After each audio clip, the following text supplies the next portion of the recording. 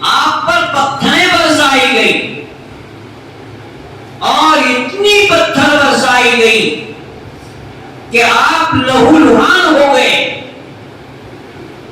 جوتیاں خون سے رنگین ہو گئی، یہاں تک کہ آسمانی فرشتے رونے لگے۔ تو تمام انبیاء کرام علیہ السلام کو طرح طرح سے ستایا گیا، برا بھلا کہا گیا اور طرح طرح سے اذیتیں دی گئی، لیکن ان سب کا مقصد یہی رہا کہ لوگ اللہ کو پہچان لیں۔ انبیاء کے بعد صحابہ کرام نے اسی کے اوپر محنتیں کی، صحاباؤں نے اپنی جان کو جان، مال کو مال، اولاد کو اولاد نہیں سمجھا۔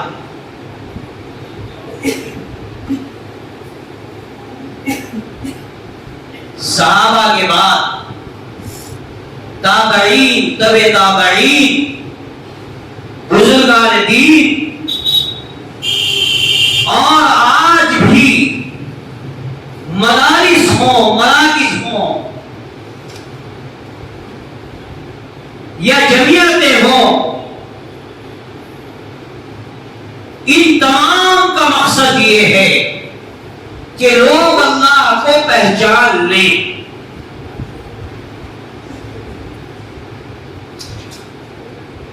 اسی مقصد کے تحت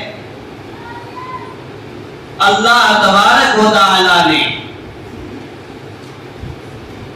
قرآن کریم کا نزول فرمایا۔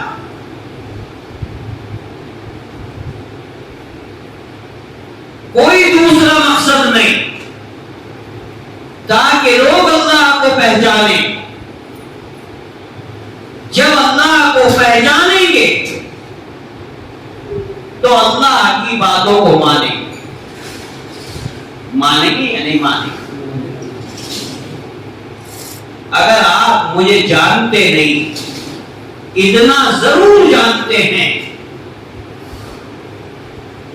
کہ یار ایک مولوی صاحب اور یہ جو بات بتائیں گے قرآن اور حدیث کے مطابق ہوگی، اتنا مانتے ہیں؟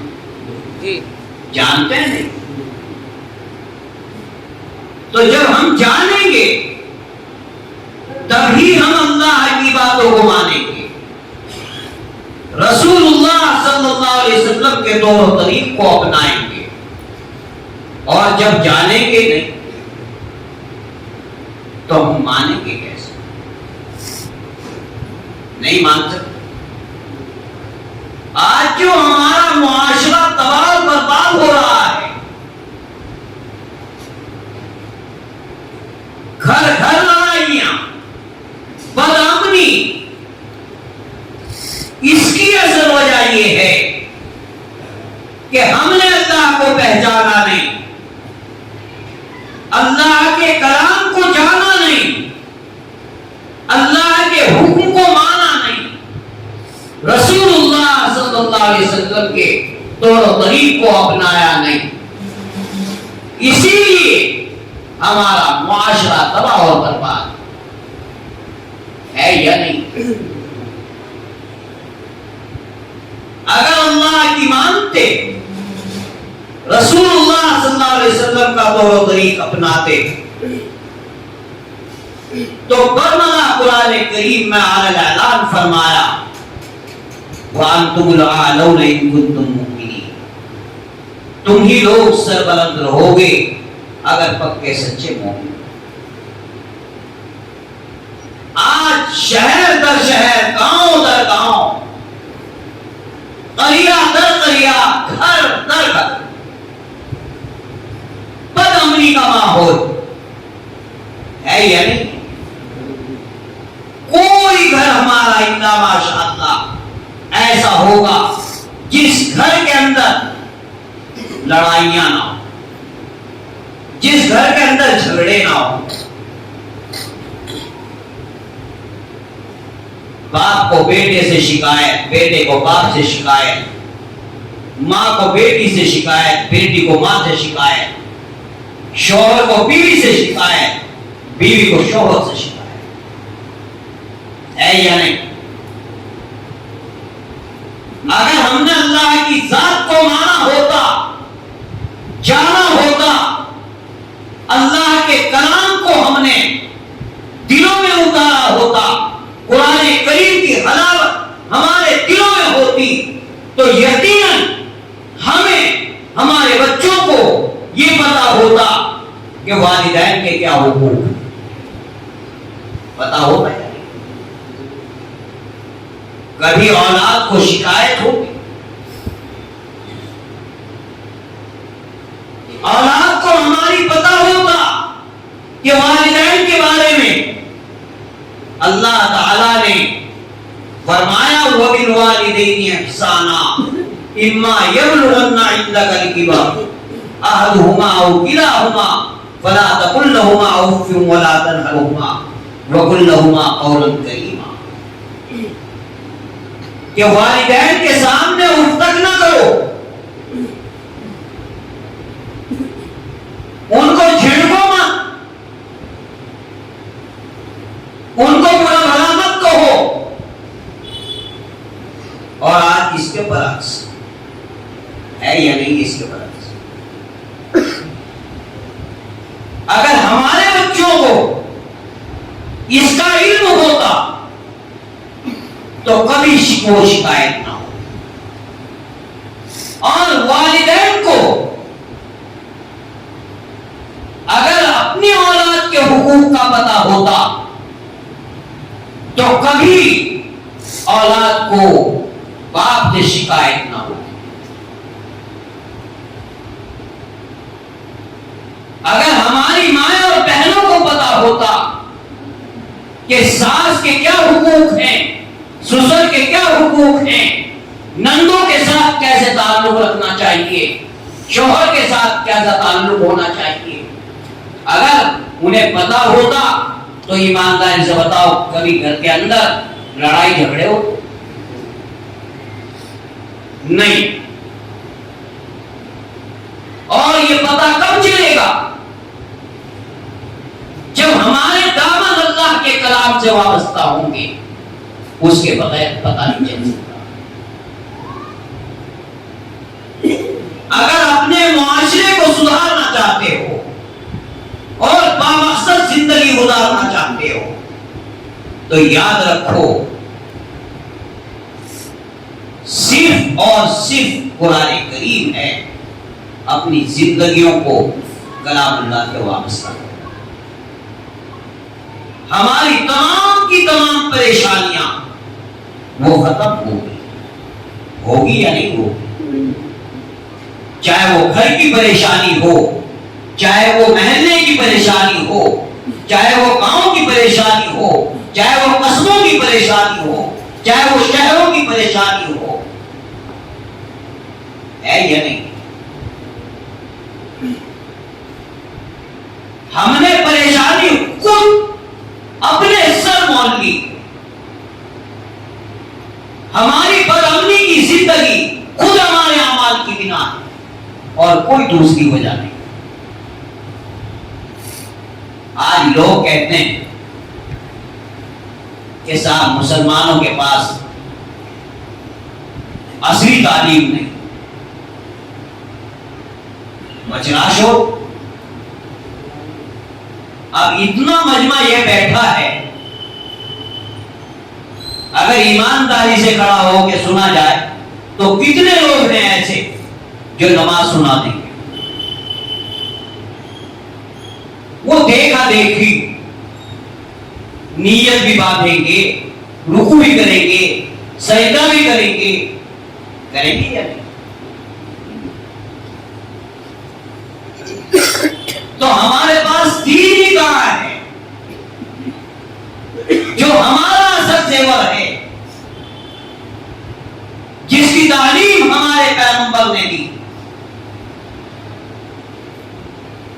کیا فرمایا؟ طلب العلم فریضۃ علی کل مسلم، علم کا طلب کرنا ہر مسلمان مرد و عورت کے اوپر فرض ہے. کتنا آپ نے سنا ہوگا کہ اتنا علم جس سے حرام کی حلال کی تمیز ہو جائے. حرام حلال کی تمیز کب ہوگی؟ کیا قرآن کریم کو ناظرہ پڑھ دینے سے یا ایک دو کتابیں اردو کی پڑھ دینے سے؟ ایمانداری سے بتاؤ اسے حرام حلال کا پتہ ہو؟ ارے بتاؤ. میں نہیں چل سکتا نا تو ہمارے پاس دینی کہاں ہے؟ نہ ہم دین کے نہ ہم دنیا کے کسی چیز کے نہیں. ہمارا معاملہ تو دوگلوں جیسا ہو رہا اور دوگلے آدمیوں کو اللہ پسند نہیں کرتا. اللہ نے قرآن کریم کے اندر کھلی چھوٹ دی. ومن شاء فلیؤمن ومن شاء فلیکفر. چاہے ایمان کے دائرے میں داخل رہے اور چاہے کفر کر. اللہ ان چیزوں کو برداشت نہیں کرتا کہ تم مسلمان ہیں اپنے آپ کو مسلمان کہہ رہا ہے اور طریقہ غیروں کا اختیار ہے. یہ جو پریشانی آ رہی ہے یہ صرف اسی لیے آ رہی ہے. بہت پہلے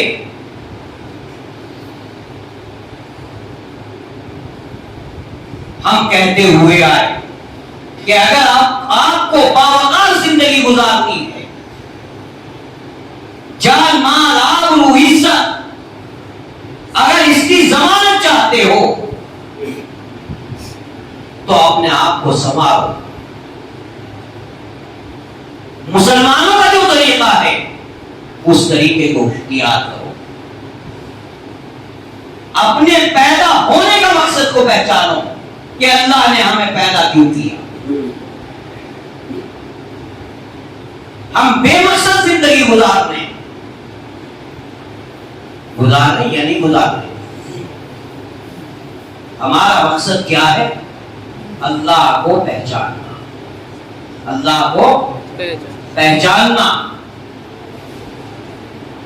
اور اللہ کو پہچان کر کے اللہ کی باتوں کو ماننا. وہ شخص کیا کہلائے گا؟ پکا سچا مومن. کیا؟ پکا سچا مومن. پکا سچا مومن. اور جب پکا سچا مومن ہوگا تو میں نے بتایا قرآن ببانگے دوہل کہہ رہا ہے کہ تم کی لوگ سر بلند ہوگے اگر پکے سچے مومن. جمعے میں چونکہ وقت تھوڑا ہوتا ہے، انشاءاللہ پھر کبھی موقع ملا. آج صرف اتنا ہی ہے کہ جتنے بھی یہاں آئے ہیں وہ آج اس چیز کا عہد کریں کہ انشاءاللہ ہم بامقصد زندگی گزاریں. بھائی ہاتھ اٹھا کے وعدہ کرو بامقصد گزارو گے. اپنا پیدا ہونے کا مقصد کو پہچانو گے. اپنی اولادوں کو قرآن کریم کی تعلیم دو گے. اس پہ نہیں اٹھی آتی اور یہ کہاں ملے گا؟ آج دنیا چاہ رہی ہے کہ کسی طریقے سے دین سے رشتہ مسلمان کا ختم ہو جائے. آپ جتنا رشتہ مضبوط کریں گے آپ کی باوقار زندگی ہوگی، آپ باعزت زندگی گزارو گے. آپ کی جان کی، مال کی، آبرو عزت، بہو بیٹیوں آبرو لینے کی ضمانت اگر چاہتے ہو تو بامقصد زندگی گزارو، بے مقصد زندگی مت گزارو. تو اللہ سے دعا کریں اللہ مجھے بھی آپ کو بھی بامقصد زندگی گزارنے والے. میں یہ کہا کرتا ہوں دورنگی چھوڑ کی گرنگ ہو جا. دورنگی چھوڑ یہ گرنگ ہو جا، یا سراسر موم ہو یا سراسر سب ہو جا. اپنے من میں ڈھونڈ کر پاجا سنا دے زندگی، میرا نہیں بنتا لبن اپنا تو بن. واخر دعوانا الحمدللہ.